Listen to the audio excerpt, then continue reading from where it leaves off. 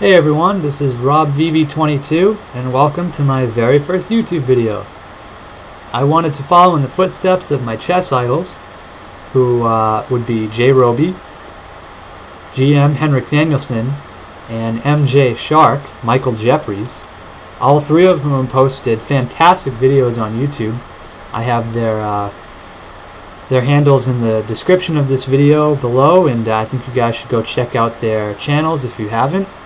If you already have, hopefully you will find some similarities between what they did and what I'm attempting to do, which is go through one of my own games, which I played very recently on chess.com. It's a live game. It was played with, I believe, 5-2 timing, which means 5 minutes, and then you have a 2-second addition to every single move. So it's a very quick blitz game. So you'll probably see some blunders. At the same time, you might see some good tactics. In this game, I was playing black. My opponent was rated 1286, and I was rated 1257, so he was slightly higher, but more or less we were equal. And he started with e4, the king's pawn opening. And usually when I see this, I'll play e5, come right back in the center, because with the other two main moves that black will play in defensive e4, being d5, the Scandinavian opening, and c5, the Sicilian defense, I usually don't do too well. And usually with d5, after Scandinavian e cross d5, and then the queen comes up d5, the knight comes out to c3 and is attacking my queen with tempo. So I have to move my queen, and then he can continue with further development, and I usually have a hard time keeping my pieces well developed while at the same time keeping my queen out of danger.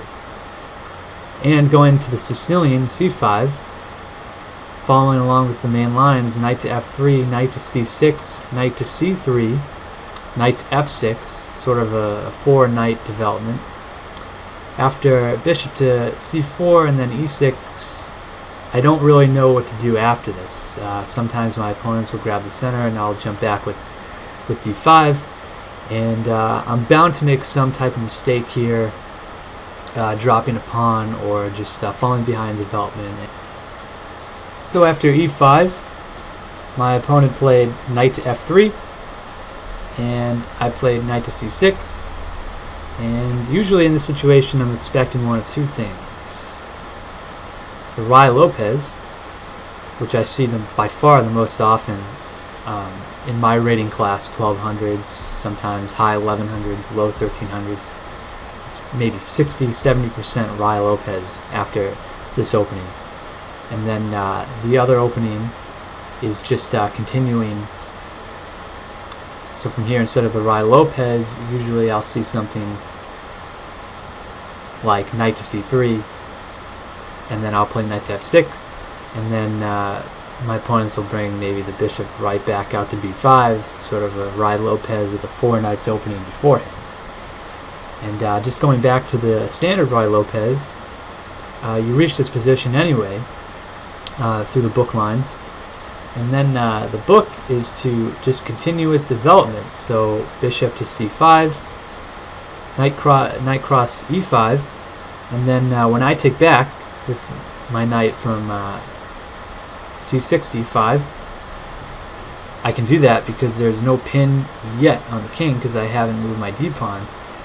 But white has a very cool move here, d4, forking both my knight and my bishop, so I have to decide which piece I want to lose, and the best decision is to drop my bishop back, covering the knight, and then when he takes, I take. But I think here I have better development than my opponent, because when he castles, which is still book move, I can just attack his bishop and kick it out. It'll go to a good square like d3, and then when I castle, when he brings out his last piece, I have a lot of options. I can bring my rook out to e1, I can push my pawn up to d5 and grab a stronghold of the center, also opening up the diagonal for my white bishop, and then I can quickly get my queen into play. And I really think that here black has eliminated the tempo that white has by having the first move of the game. So with the Raya Lopez standard opening, I think black does pretty well if you follow along the same along the main lines. However, usually after the Raya Lopez, my opponents, so Raya Lopez here, my opponents will take the knight, because in my rating class of the 1200s, doubled pawns here on the C file looks really, really appealing to white, and white thinks that it can just get out to a really quick development, faster than black, and with the double pawns they should be able to take advantage of that positional weakness. But I think with the normal bookline developments, with something like queen to d6, sorry, let me go back here, queen to d6, bishop to e3, castle, castle, I think that black still is stronger than white development-wise, because they just have more options, and they have much more control in the center, including the pivotal square d4.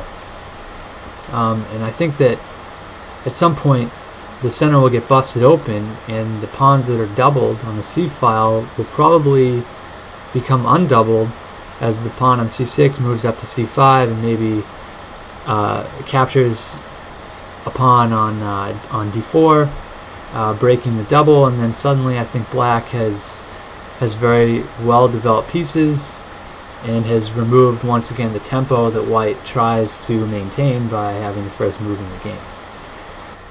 My opponent, however, did not decide to play the Raya Lopez, nor did he decide to bring his knight out to c3. Instead, he decided to push his pawn to c3, which after going through the game and analyzing it with Fritz, I realized it's called the Ponziani Opening. And I guess the idea is after a normal development move like knight to f6, he can push his d pawn to d4, and then he's got a stronger control of the center.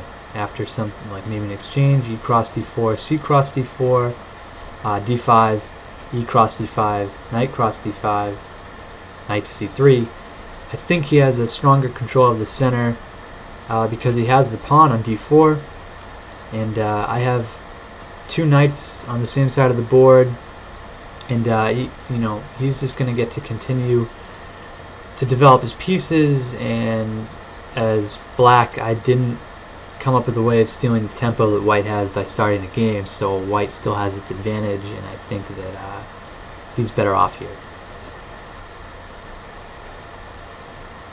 So since I was taking out a book with the c3 move, I wanted to be aggressive and maybe push my opponent off of his book as well.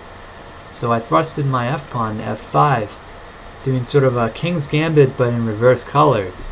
And I guess it's called a Scotch gambit. So this is the Ponziani opening with a Scotch gambit. And he accepted the gambit, e cross f5. So I played d5, and now I think I have a much better control of the center, and in fact I think I'm much better developed, because now his pawn is blocking his knight from coming out to c3, including the pawn on d2. His knight can't come out. This pawn is going to get pushed up so that he can bring his bishop out. This bishop can come out and maybe pin my knight. But I can now bring my knight out to f6, and I think I'm going to grab a control of the center much more quickly than white will. And I think now I'm actually doing better, so I've stolen his tempo. Anyway, he did pin my knight to my king with bishop to b5, and then I just went ahead and attacked his knight, so I wanted to stay aggressive. I wasn't too concerned with the pawn on f5. I knew that I would be able to grab it eventually, because there's really no good way that he can protect it. But then when he played knight to d4, I realized that it was a blunder to push that pawn up to e4, because he's got two attackers now on my knight, and I'm going to have to come up with some way to protect it, and he's going to build some good pressure on it, as you'll see.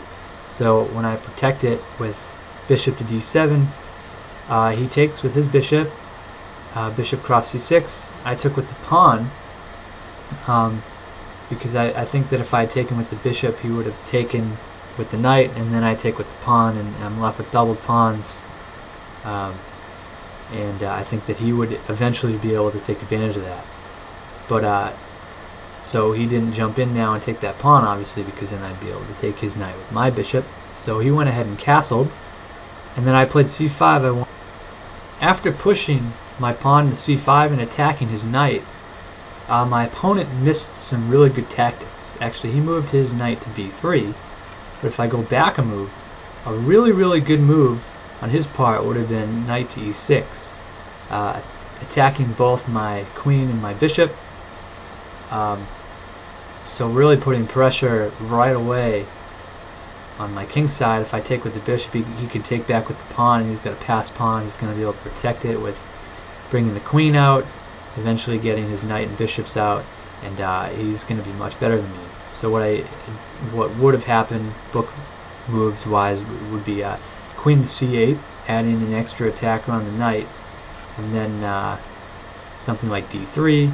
And then after I take the knight, he takes with the pawn, I take back with the queen, and then he gets to take here.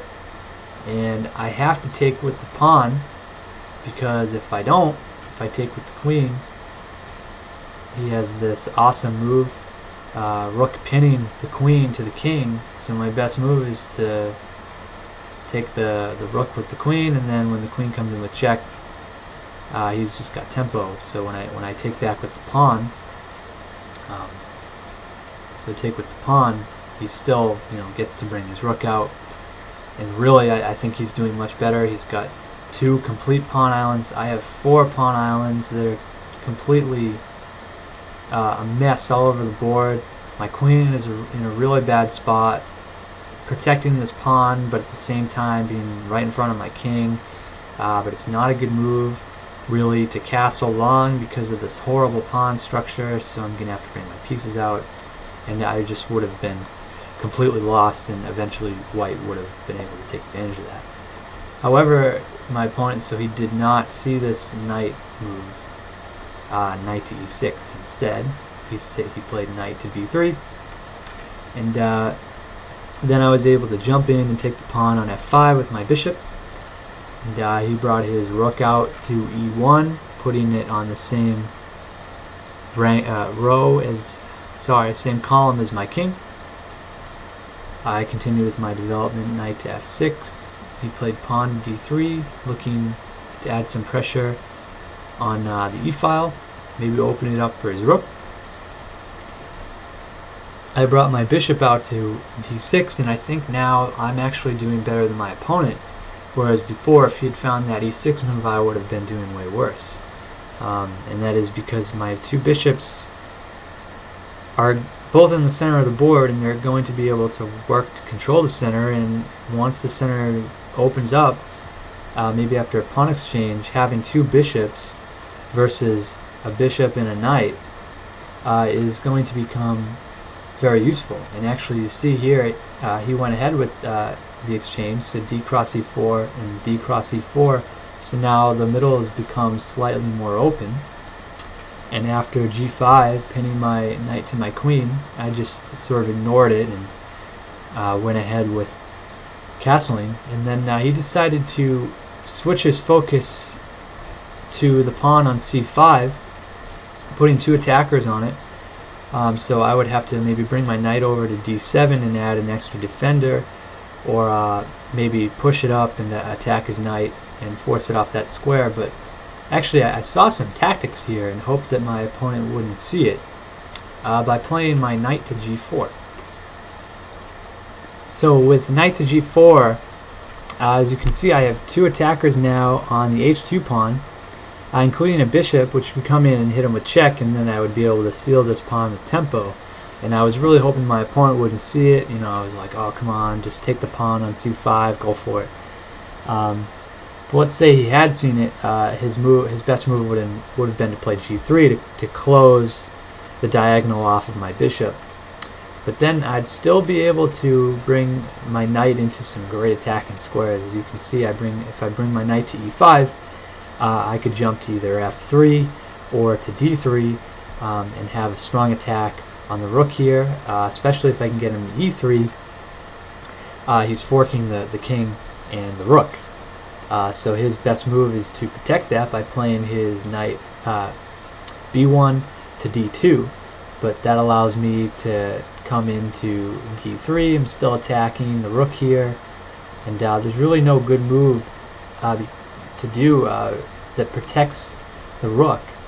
Maybe if he moves to f1, I can come in and snag up the b2 pawn, and then when he attacks my knight with his queen, I just come right back to d3, and now I'm threatening to attack the rook again with my light squared bishop, and really I'm just putting way too much pressure on his king side. Anyway, that was if he played his best move, which was g3, in response to putting my knight onto g4. He, however, did not play that. My opponent went straight ahead and he took the pawn to c5. I think he was thinking that if I came in with the bishop and hit him with check, and after he moved his king, he would have a strong attack on the rook here, and at the same time he'd be able to push his pawn to g3 afterwards, and he would have my bishop hemmed in here on the h2 square, and it wouldn't be able to escape. He'd eventually be able to snag it up with his king or something like that. But as you'll see, it doesn't work, because when I come in and hit him with check, stealing the pawn on h2, he moves his king to f1, and now I can jump in and take his queen off the board, and he takes back with his rook, and then I can just move my rook off the f8 square to e8, and now his bishop is no longer attacking my rook, and I'm just up a pawn. So he pushed his pawn to g3, going along with his plan to try and hem in my bishop on h2, but a push of e3 forced him to take e3, because if he didn't, I'd be able to promote, basically, or push the pawn up and exchange it for the rook, or for the bishop. So when he took, I take with check with the knight, and then when he takes back, I'm able to hit him with check on this bishop, and this is just an awesome position here with the bishops. This is sort of like the position you want to get in to do a two bishop checkmate, where you get them behind the king and you slowly force him, over to one corner of the board by moving the bishops and slowly taking away the squares behind the king. So yeah, this is a really fun position to be in now with these bishops, because so now the king's in check and he has to move. I just put him in check again with the rook, getting my rook into play, and when he moved to e2, I was able to go to g4, check, and now when he moves his king off of that square, I get to take his rook with the bishop. He takes back with the king, and then he takes back with the king, and then I get to get my other rook into play by hitting him with check. He goes to e2, so now his king is really just all over the board, and really there's no good way to protect him.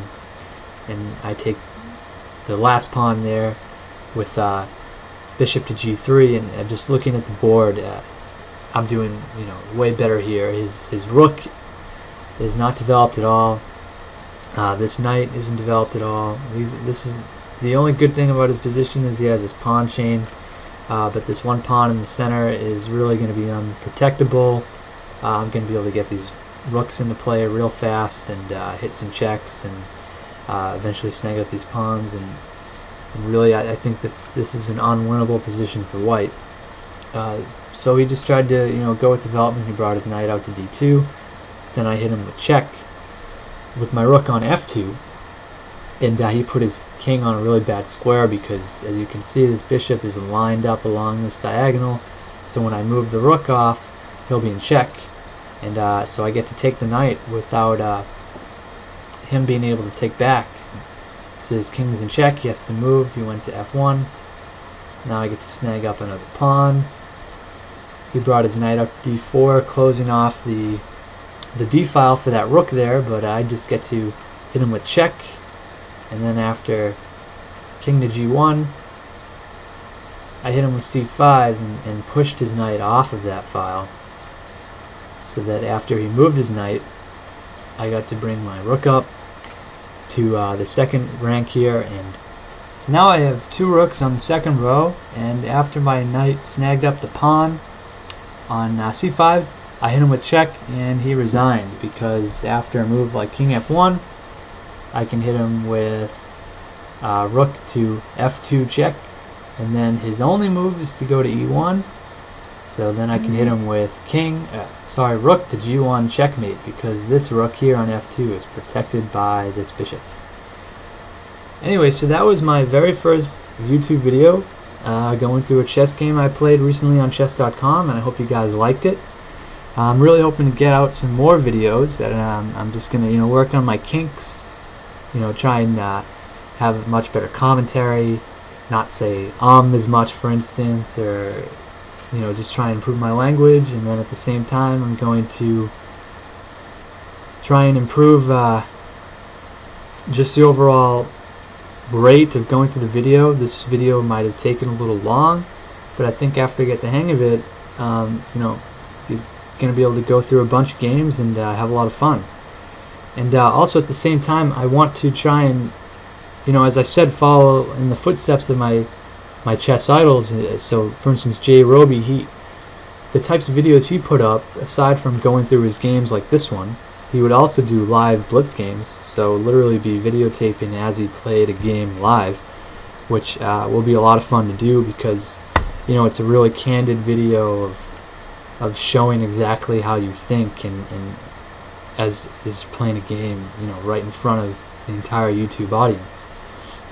And then the other video types he used to do was he would go through Grandmaster games, say some recent games or maybe some old games. He did a lot of Bobby Fischer games, he did some Kasparov and Karpov games, and then also in the last World Championships he did the Anand and Topalov games, and as they came out, he would do his own analysis and commentary on them, which for me was really insightful, because I was listening to somebody who was more or less the same rating that I was, a beginner / intermediate, not a grandmaster. So hearing a different take on the game from a lower rated player was more insightful in some ways, because they're seeing the types of lines that I would be able to see, not the really advanced lines that the grandmasters can see. And then finally, the third type of video he would do is he would go through openings, and that's another type of video I would love to put up, because by putting up opening videos, you learn more about the openings themselves and become a stronger chess player, because starting the game off really well by playing the book moves and not getting into trouble early is one of the best ways to win your matches and to progress as a chess player. So hopefully I'll be able to put up those videos as well. And I'm RobVV22. Take care.